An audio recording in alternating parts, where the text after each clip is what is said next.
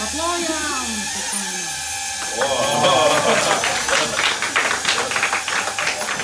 Alytaus profesinio rengimo centre atidarytas bepiločių orlaivių mokymo centras. Profesinio rengimo centro direktorius Vytautas Zubras ir Birutės Ulonų bataliono vadas, pulkininkas leitenantas Antanas Survilas pasirašė bendradarbiavimo sutartį.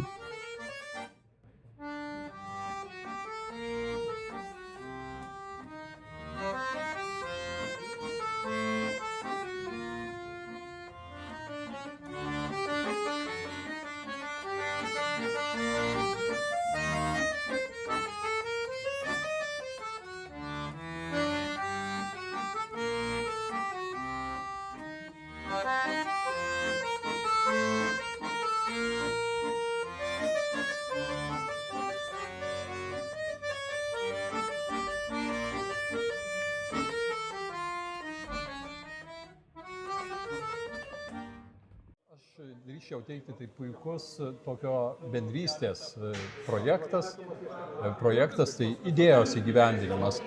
Tai tarp Alytaus profesinio rengimo centro, Birutės Ulonų bataliono komandos yra paruošta praktinio mokymo bazė, kur praktinius įgūdžius galės įgyti ir profesinio mokymo mokiniai, o taip pat ir kariuomenės atstovai, o tai drįstu teikti, kad galėtų čia taip pat įgyti tokius įgūdžius pagal neformalią švietimo programą ir mokiniai, kurie mokosi bendrojo ugdymo mokykloje.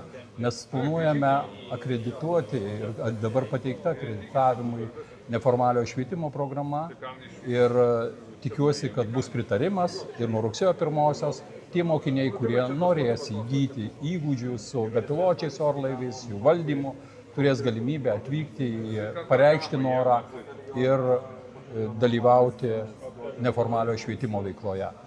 Žiūrint į ateitį, mes, aišku, turime kaip bepiločio orlaivio valdytojo profesinio mokymo programą, kurioje mokosi apie 40 mokinių ir dienos metu pagal pirminio profesinio mokymo programą, vakare pagal tęstinio profesinio mokymo programą. Bet žiūrint į ateitį, mes matome šią programą daugiau kaip įvairių programų dalis. Reikia suprasti, kad pavyzdžiui, žemės ūkyje turi išmanyti gerai žemės ūkio technologijas, o bepiločiai orlaiviai arba agrodronai bus naudojami ir jau yra naudojami kaip puikiai priemonė racionaliau naudoti chemikalus, trąšas, geriau prižiūrėti ūkį.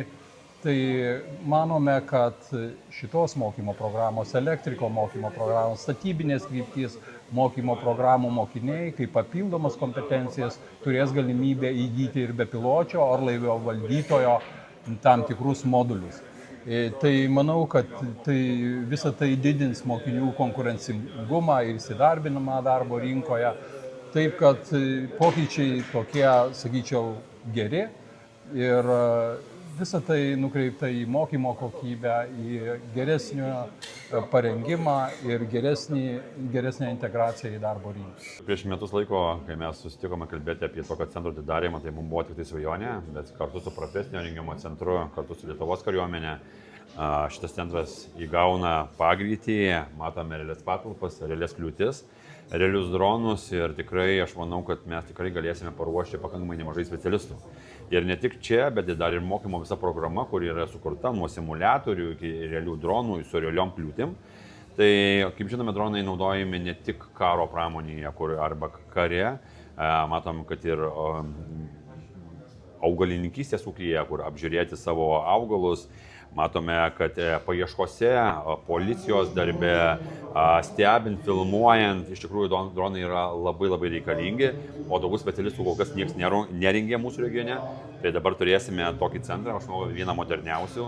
Ir kaip girdėjom, direktorius planuoja investuoti dar virš 200 000 eurų, kad sukurti platų spektrą įvairiausių skirtingų dronų, kur vaikai, jaunimas, kariuomenės atstovai išmoktų juos valdyti. Tai tikrai šitas centras labai reikalingas ir tikiuosi, kad po metų laiko turėsime kuo pasigirti pirmosios mūsų išleistus vaikus pamatyti. Na ir merė, šiandien netgi žirklės perkirpimo skraidino dronas. Nustebino ar ne? Aš manau, kad tos technologijos nestebina.